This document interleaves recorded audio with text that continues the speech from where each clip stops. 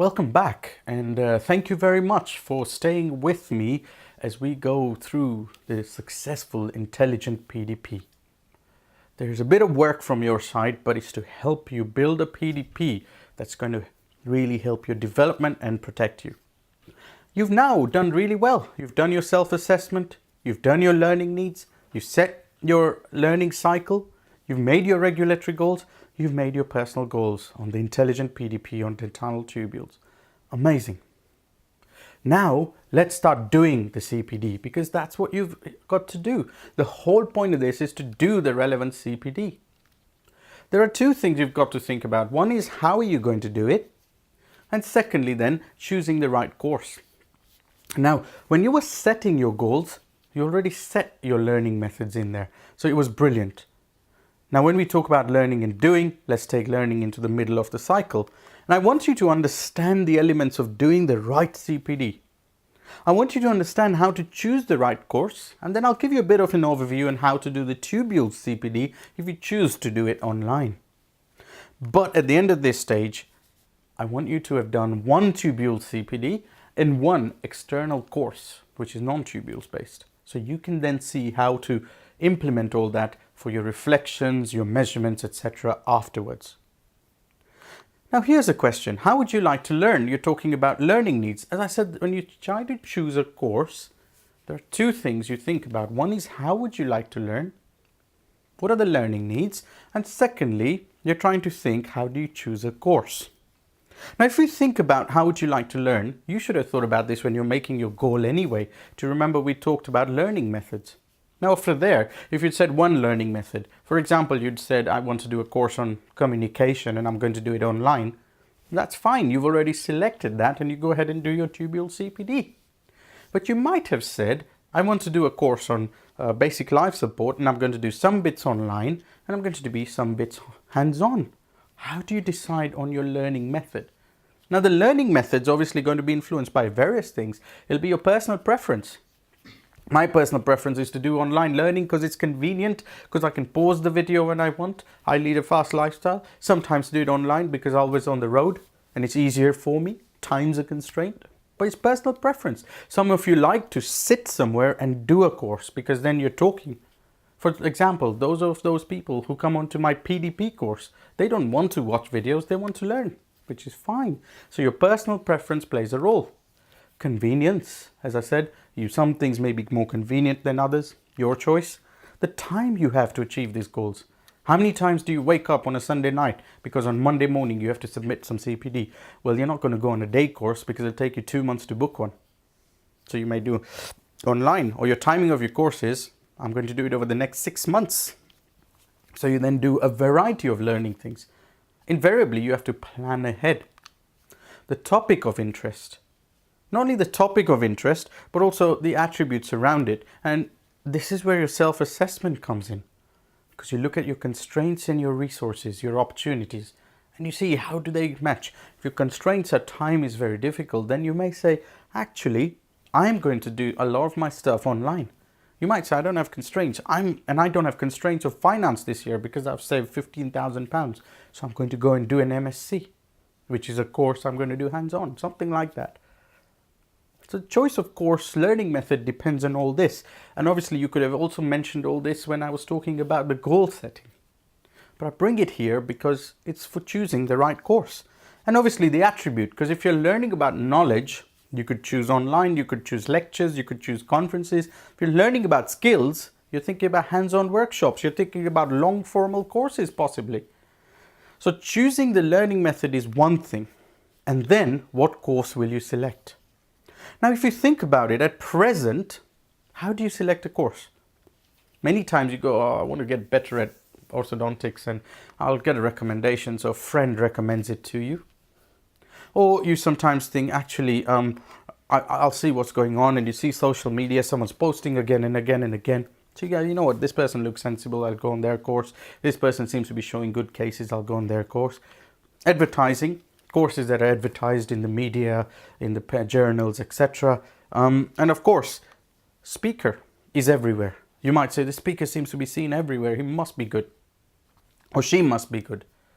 But what I'm suggesting here is You are taking your choice of course in these things based on the recommendation of others and learning methods, learning needs, aims and objectives that suit other people.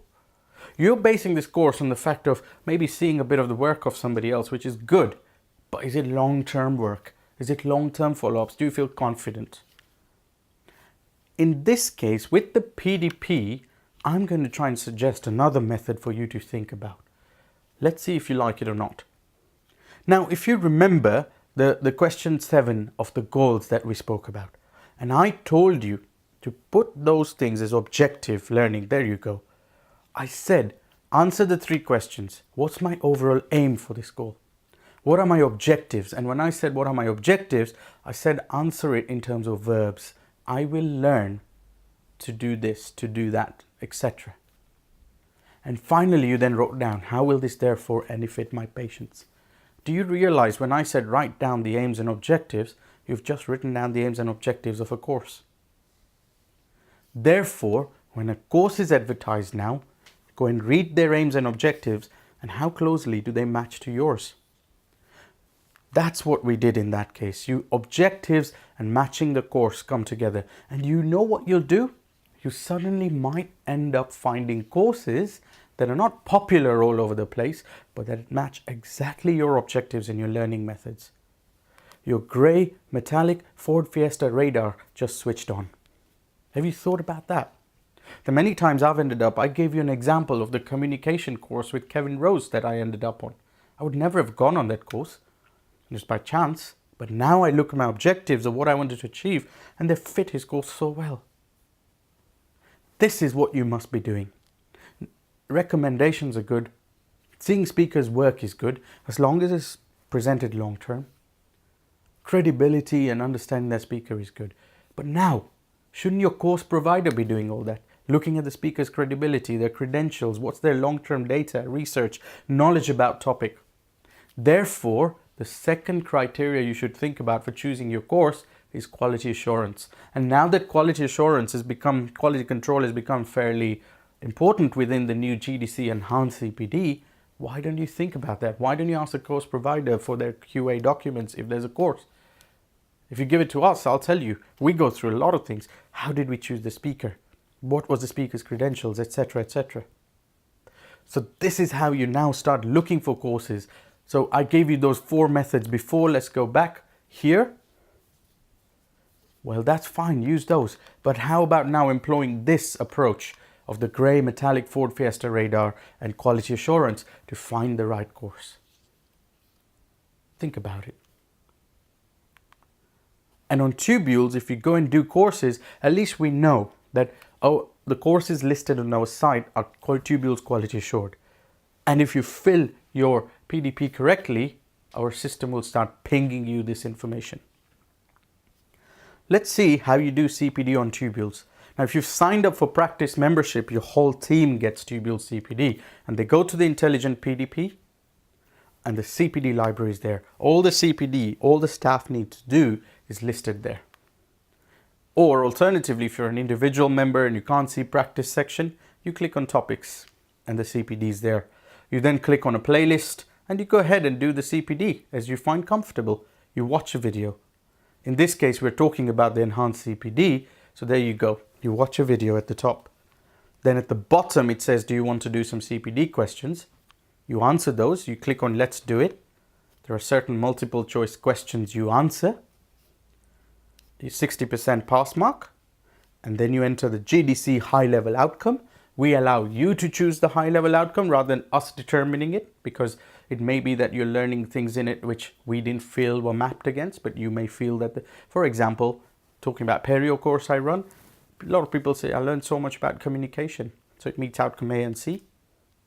And then you start answering your survey questions. And when you've finished all that, the system says, you've answered all the questions correctly. X amount of minutes have been added to your account. Do you want this to contribute towards your CPD?